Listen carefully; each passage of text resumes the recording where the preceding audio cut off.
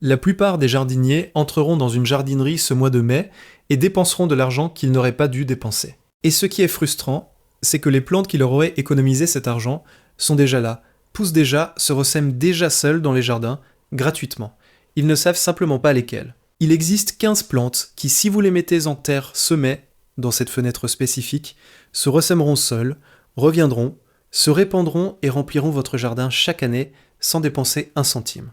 Mais voici ce que vous devez savoir sur le mois de mai. Cette fenêtre n'attend pas. Vous ratez le moment et vous avez 12 mois de retard. Je vous donne les 15 aujourd'hui. Et j'ai gardé la plus puissante pour la fin. La plante qui, une fois arrivée dans votre jardin, transforme silencieusement la façon dont tout fonctionne. Vous voudrez la voir. Restez jusqu'au numéro 1. C'est la plante que je choisirais si je ne pouvais garder qu'une seule chose. Abonnez-vous. Nous publions ce type de contenu chaque semaine. Et laissez en commentaire la zone climatique dans laquelle vous habitez en ce moment. C'est exactement ce qui compte pour ce que nous abordons. La fenêtre est ouverte. Commençons. Numéro 15. Myosotis. Le myosotis est l'une des plantes ressemantes les plus fiables qui soient. Une fois que vous l'avez dans votre jardin, vous l'aurez toujours. Et en mai, il fait déjà exactement ce qu'il fait le mieux. Il disperse des milliers de minuscules graines sur votre sol avant que la plupart des jardiniers n'aient remarqué qu'il a fini de fleurir. Voici le détail en or. Les graines ont besoin de lumière pour germer. Ne les enterrez pas, ne les couvrez pas, éparpillez-les simplement sur la surface d'une terre meuble et laissez la pluie faire le reste. C'est tout ce que vous avez à faire. Cette plante prospère dans le climat tempéré français, des plaines aux régions vallonnées et aux piémonts montagneux. Elle préfère la mi-ombre à l'ombre partielle et aime une terre constamment humide, riche en humus, une lisière de forêt, un massif ombragé, c'est là qu'elle s'épanouit vraiment. Numéro 14, œillet de poète, Dianthus barbatus, Sweet William.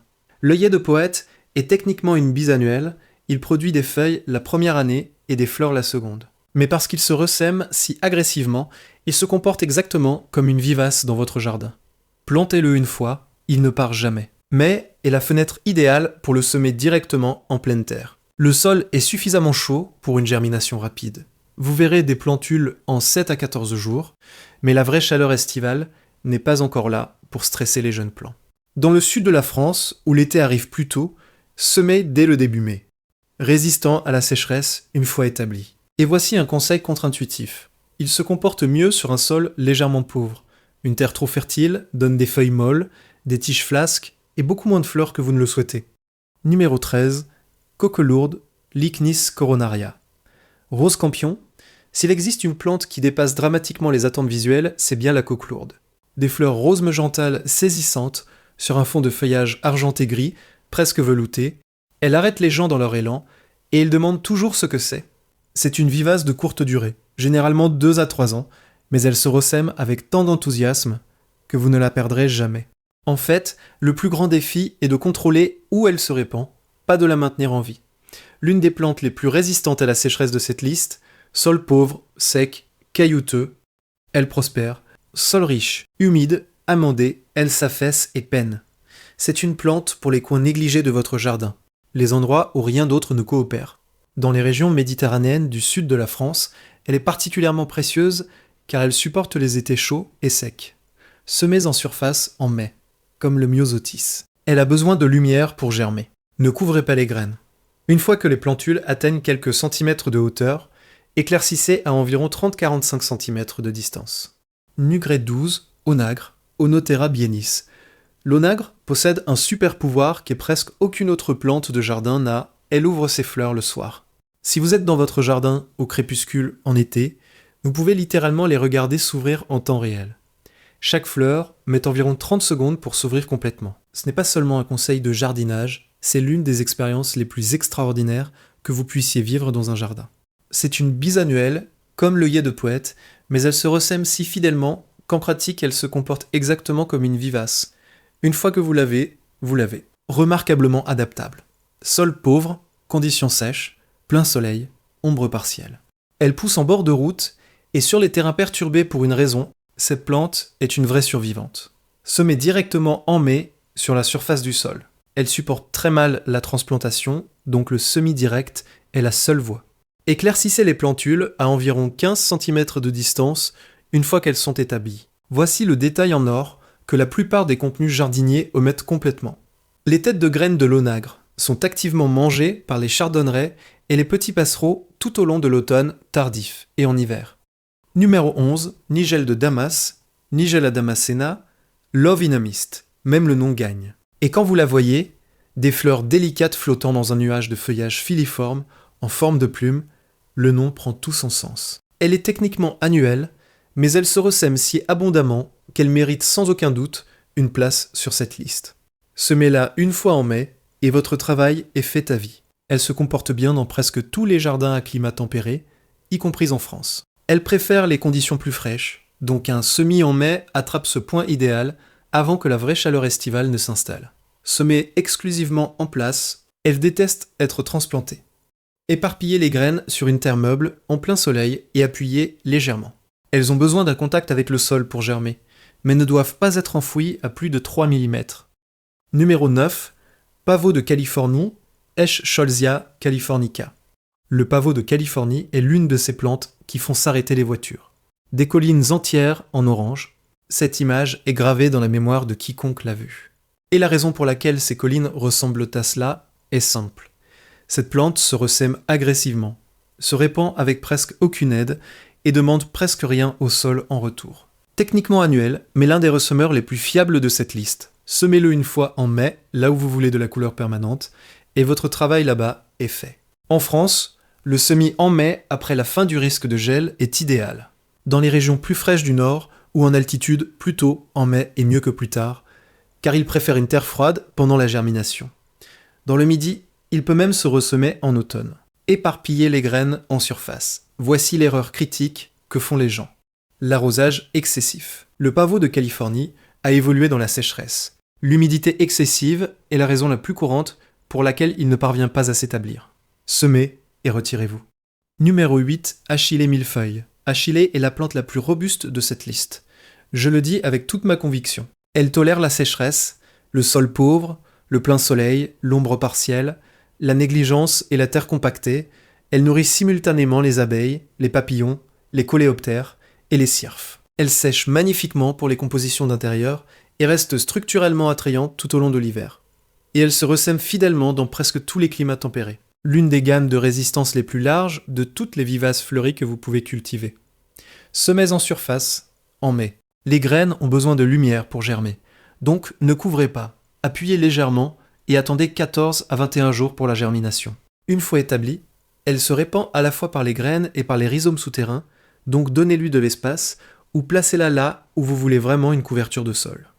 Numéro 7, Rose trémière, Alcea rosea, Holyoke.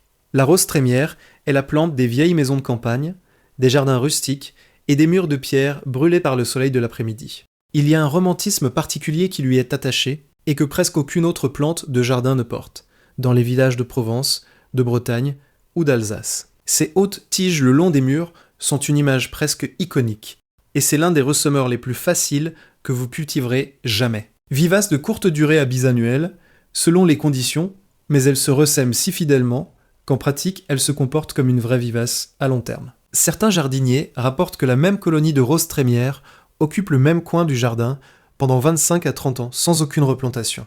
Elles sont hautes, vraiment hautes. 150 à 250 cm est courant. 300 cm est réalisable dans des conditions idéales. Plantez-les contre des murs, des clôtures ou fermement en fond de massif. Semez directement en mai, en enfonçant les graines à environ 6 mm de profondeur, espacées à environ 45-60 cm après éclaircissage. Les roses trémières développent de longues racines pivotantes profondes. Si vous essayez de les transplanter après les 2 premières semaines, vous endommagerez la racine et retarderez sévèrement la plante. Semis direct, uniquement. Numéro 5, Digital pourpre, Digitalis purpura, foxglove. Voici la chose compliquée avec la digitale. C'est l'une des plantes les plus spectaculaires visuellement qui existent. De hauts épis de fleurs tubulaires en blanc, rose, violet, crème et carmin profond, tachetés et mouchetés à l'intérieur de la gorge. Elle est vraiment spectaculaire dans un jardin. Et chaque partie est toxique pour les humains, les chiens, les chats et les chevaux. Je dis cela non pas pour créer de la peur, mais parce que cela appartient fermement à toute conversation sur cette plante. Surtout si vous avez de jeunes enfants ou des animaux domestiques qui passent du temps dans votre jardin. Cela dit, les jardiniers expérimentés ont cultivé la digitale dans des jardins rustiques, des jardins boisés et des massifs formels pendant des siècles à travers le monde. La clé est de savoir ce que c'est, de la manipuler avec des gants et de la placer avec réflexion. Bisannuelle, mais une ressemeuse infatigable. Établissez-la une fois et elle ne part pas. Elle préfère la mi-ombre, surtout dans les régions plus chaudes. C'est particulièrement important dans le sud de la France où les étés peuvent être intenses. Le plein soleil de l'après-midi la brûlera et la stressera. Une terre riche, constamment humide, bien drainée, lui donne les meilleures performances. Semez en surface en mai. Les graines sont extrêmement fines. Mélangez-les avec du sable sec avant de semer pour aider à une distribution plus uniforme. Ne couvrez pas. La lumière est nécessaire pour la germination. Numéro 4. Monarde. Monarda didima. Bibalm. La monarde mérite complètement son nom. Au moment où elle fleurit, de audacieuses têtes florales déchiquetées en rouge, rose, blanc ou lavande, elle devient un aimant. Des abeilles en grand nombre, évidemment, mais aussi des colibris, ce qui est moins attendu et vraiment excitant la première fois que vous en êtes témoin. C'est une vraie vivace qui se répand à la fois par des rhizomes souterrains et par l'auto-ensemencement. Dans de bonnes conditions, une seule plante devient une colonie vigoureuse en 3 à 4 saisons. Originaire d'Amérique du Nord, elle est profondément adaptée aux écosystèmes tempérés. Les plantes indigènes soutiennent les espèces d'insectes indigènes à un niveau qu'aucun nombre de plantations exotiques ne peut égaler. Semez en surface en mai. Les graines ont besoin de lumière. Alternativement, divisez les plantes établies au printemps. Les divisions s'établissent et fleurissent significativement plus rapidement que les plantes cultivées à partir de graines. Espacées à environ 45-60 cm. Nugramme 3, Ancolie, Aquilegia, Columbine. L'Ancolie est la transformiste du monde des ressemeurs. Si vous cultivez plusieurs variétés ensemble, et vous devriez absolument le faire, les descendants se croisent entre les parents et produisent des combinaisons de couleurs entièrement nouvelles. Après 3 ou 4 ans, vous aurez dans votre jardin des fleurs que personne ne vend dans aucun catalogue. Les fleurs elles-mêmes sont vraiment complexes, des têtes penchées avec de longs éperons projetés vers l'arrière, des pétales superposés dans des couleurs contrastées. Il n'y a rien dans le monde du jardin qui leur ressemble. Vraie vivace. Jardin ombragé et partiellement ombragé, c'est l'une des rares plantes sur cette liste entière qui non seulement tolère l'ombre, mais la préfère vraiment. Sous une canopée, le long de massifs orientés au nord, entre des hostas établis, c'est là que l'Ancolie s'épanouit vraiment. Semez en surface en mai. Voici une technique de germination dont presque personne ne parle pour cette plante. Mettez les graines dans un essuie tout humide, scellez-les dans un sachet zip et réfrigérez-les pendant 3 à 4 semaines avant de semer. Ce processus, appelé stratification à froid, imite la dormance hivernale et améliore dramatiquement les taux et l'uniformité de germination. Sans cela, la germination est lente et irrégulière. Avec cela, vous verrez une levée régulière en 2 à 3 semaines après le semis. Numéro 2, Rudbeckia, Rudbeckia hirta, Black Eyed Susan. La Rudbeckie est la cousine du tournesol, plus sauvage et avec moins d'entretien. De profondes pétales jaune doré entourant un cône central surélevé, sombre, presque noir, elle fleurit pendant des semaines. Elle attire presque tout ce qui vole, et quand les fleurs se terminent enfin, ces têtes de graines deviennent une source de nourriture pour les oiseaux tout au long de l'automne, et profondément dans l'hiver. Si vous imaginez un jardin d'été de prairie, le genre qui semble sans effort ensoleillé et plein de vie, la Rudbeckie en est presque certainement la base. Vraie vivace, originaire d'Amérique du Nord, et parmi les fleurs sauvages, indigènes, les plus écologiquement significatives pour soutenir les abeilles et les papillons. Plus de 17 espèces d'abeilles indigènes sont documentées comme spécifiques à l'alimentation sur Rudbeckia. Semez en surface en mai. Les graines ont besoin de lumière. Appuyez légèrement mais n'enterrez pas. Germination en 7 à 21 jours dans une terre chaude. Éclaircissez les plantules à 30-45 cm une fois établies. Mugrème 1, Echinacée, Echinacée purpurea, Purple Coneflower. Si je devais ne garder qu'une seule plante de cette liste, une seule, ce serait celle-ci. L'Echinacée ressemble à ce à quoi ressemble une plante de jardin presque parfaite, résistante à la sécheresse une fois établie, résistante au chevreuil. Avec une longue période de floraison, souvent 8 à 10 semaines continues de fleurs du milieu de l'été à l'automne. Médicinalement significative, l'Echinacée est bien connue en France pour ses propriétés immunitaires et se trouve facilement en pharmacie et en herboristerie. Écologiquement essentielle, et l'une des plantes les plus complètes pour les pollinisateurs dans le monde tempéré. Les fleurs sont larges, semblables à des marguerites, avec des pétales rose-violet qui se rétractent d'un cône central surélevé, épineux, bronze orangé. Quand un bourdon atterrit sur ce cône et le travaille systématiquement, ça ressemble à une image d'un documentaire sur la nature. Sauf que c'est dans votre jardin, chaque jour, semé sur la surface de la terre, meuble en mai. Les graines ont besoin de lumière, donc pas de couverture. Si vous êtes dans des zones plus froides, la stratification à froid améliore significativement les résultats.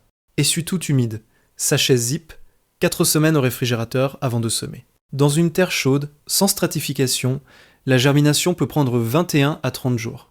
N'abandonnez pas. Elles viendront.